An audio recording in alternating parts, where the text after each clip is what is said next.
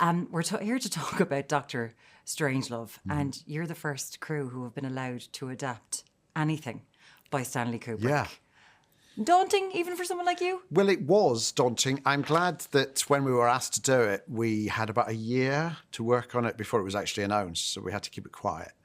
And I'm glad it worked that way, because as soon as it was announced, there was a lot of attention, speculation, and so on, that might have made it daunting, but by then we'd written it. So it was too late. It was too late. You'd put yourself in. So this was written in the shadow of the Cuban Missile Crisis, of course, this wonderful piece of art. So I'm just wondering, what made you think about these times? It was good to bring it back. Well, at the time when we were writing, we thought, because it's about an American president and a Russian president, possibly about to set off a whole chain of events that might lead to the world being wiped out. And 2 or 3 years ago, when we started talking about it, I thought, is that maybe a metaphor like climate or whatever?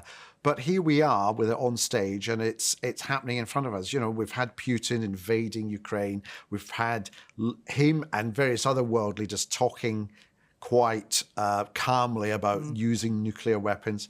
The mad general who triggers the whole thing in the story is obsessed with the fluoridation of American teeth. And now we have RFK Jr. similarly obsessed with the fluoridization of American teeth, who's now going to be in charge of health in America. We have in the film, Dr. Strangelove is this scientist brought from post-war Germany who is obsessed with technology, and whose limbs make odd gestures that might look right-wing, as we have an American president who has someone like Elon Musk next to him, advising him, obsessed with tech, and whose limbs can make the odd gesture. So here we are. So it's no longer a metaphor. I hope it's more than just the literal truth. I mean, it's funny. When Kubrick set out to make it, it was going to be a drama. Yeah. But he changed his mind, because he said the closer he looked at it, he said it's so absurd, it has to be a comedy. Comedy's the only way we can explain the absurdity of all But this. even when you're watching it, like a rewatch of it, he was so on the nose about so many things. Yes.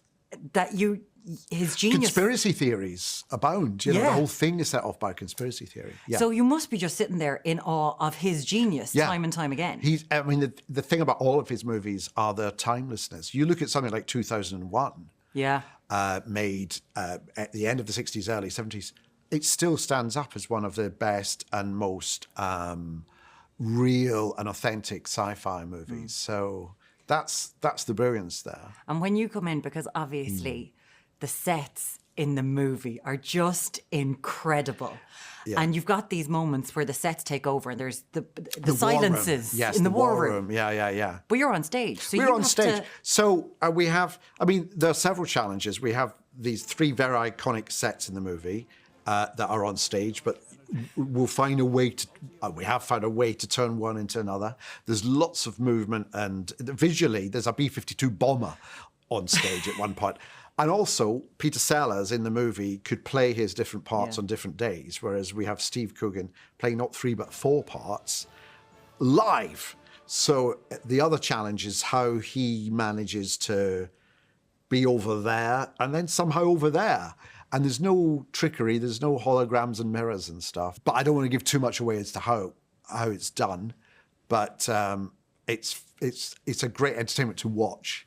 Him, because we're kind of used to him, seeing him now as Alan Partridge and Martin Wall together, on screen, and we're looking at him do that. Yes. But seeing him do these sort of characters, because they're so different. They're so very different, and he's also doing 4. Sellers did 3. So he's doing 4. So Sellers didn't play the pilot, Commander Kong, of the B-52, but Steve is doing that. But it's 4 Steve Coogan characters, as it were, in front of an audience.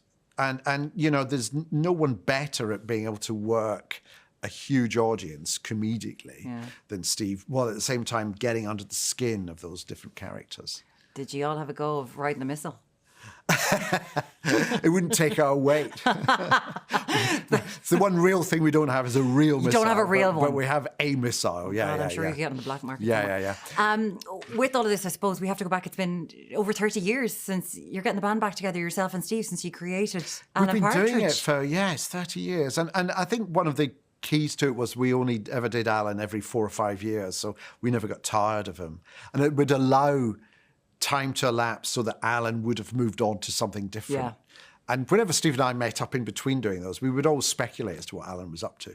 So in our heads, we had a kind of constant timeline of Alan. There's bits of Alan Partridge that nobody knows about, of stuff he's done, that only we've discussed, just as a private joke. But you're sitting down having dinner, you're like, oh, remember he did what's that Alan night. up to? I think at one time he became a tour guide in Norwich and open top double-decker buses in Norwich. 100%. I did that, you know. That's 100%. Until one day he passed a shop he realised he owed money to, so he got the bus to go down into kind of an industrial estate and then had to invent stuff about the industrial estate, how historic it was. But that was just for our own amusement. That's never been committed to any kind of... the podcast has to come. Come on. People just want to see inside true. this Yeah. with all this kind of stuff. Yeah. But I suppose with the volume of the work that you do, as well, like when you were Veep in American politics, when you left it and you were waiting for this Trump presidency. Again, you couldn't have written it. Would you have liked to have had something going over there when he was president? Or is it just... No, I stopped doing Veep just as Trump... 2019, and I was kind of relieved because things like Veep and the thick of it were all about politics, where it was about bending the rules and breaking the rules and then being worried that they might be found out, so covering up. Whereas now it's all about there are no rules. You know, Trump says I could shoot a guy in the face in Fifth Avenue and still get elected, and you know he is a convicted felon. He said there's no rules, and it's in that era now where almost the more brazen you are about not following the rules, the more popular you become. And that is what we're all living under. You know, kind of waking up in the morning going, what's happened now? Yeah. Which is really weird. But for you in your career, words have meant so much, right? You've got the podcast Strong Message here where you analyse what's been said. Yeah. Whereas now it doesn't matter what's said, does it? Well, that's why I think it's important that we're encouraged, because no one else is going to do it for us, we're encouraged to look at what people are saying and writing and ask, does it stand up? So I think it's important that we confront that we analyse that, we show what's happening. But so many things that you have done you've written a satire, they've been so prescient because they've come through... And it's done so much to make the world a better place. It's done so much. Has anyone ever sat you down? It's sorted politics out forever. It's been beautiful. It's perfect now. But your friends sit you down and go, Armando, will you stop writing for a while because we need a bit of a break? Try. Like, do you ever just go, I'm a fortune teller? Try not writing. Well, I didn't see that fluoridization was going to be a thing. Who'd have thought that? I mean, No, I think the real world needs to just get a grip and leave me alone.